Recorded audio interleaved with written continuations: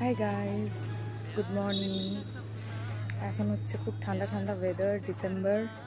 So just রোদ্দুর বেরিয়েছে, ছাদে এসেছি সকালবেলা গাছে জল দিতে।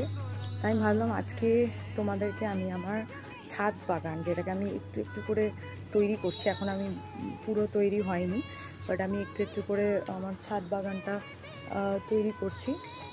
অ্যান্ড যতটা করেছি মানে আমি করেছি এতদিনে ডিফারেন্ট জায়গা থেকে, মানে এটা নিয়ে আসা, এই গাছ নিয়ে আসা, মাটি নিয়ে আসা। তাই আমি ভাবলাম যে আজকে পুরোটা একটু দেখাই যে আমার ছাদ বাগানটা কেমন হচ্ছে, তোমাদের সাথে শেয়ার করি। তো চলো দেখাই কেমন আমার ছাদ বাগানটা আপাতত, কোথায় কী গাছ লাগিয়েছি, কেমন হচ্ছে। বেসিক্যালি এরকম লাগছে, পুরো পরপর পরপর গাছ লাগিয়ে দিয়েছি। সামনেটা এরকম, আর ওই দিকটাও পুরো আমি গাছ লাগিয়েছি। দেখো এরকম দেখাচ্ছে আমার ছাদ বাগান। ফাইনালি সামনেটা এরকম দেখাচ্ছে, আর এদিকটা পুরো এরকম ভরা। ওকে, বাট এখানেই শেষ নয়। হ্যাঁ, এই আরেকটু দেখাই তোমাদের। এই দেখো পেছন দিকটাও আমি লাগিয়েছি।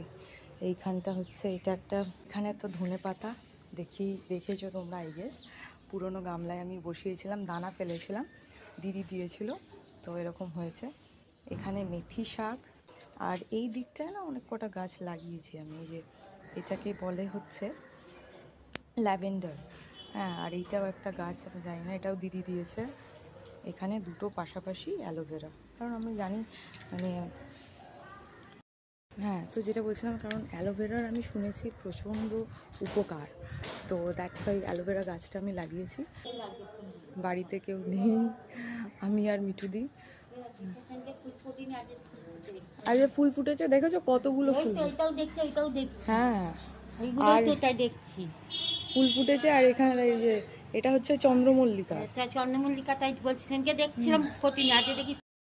ওকে গাইস, তো চলো এবার আমি যাব, গিয়ে রান্না করব, তারপরে লগ ইন করবো। চলো বাই বাই, আবার দেখা হচ্ছে পরে, টাটা।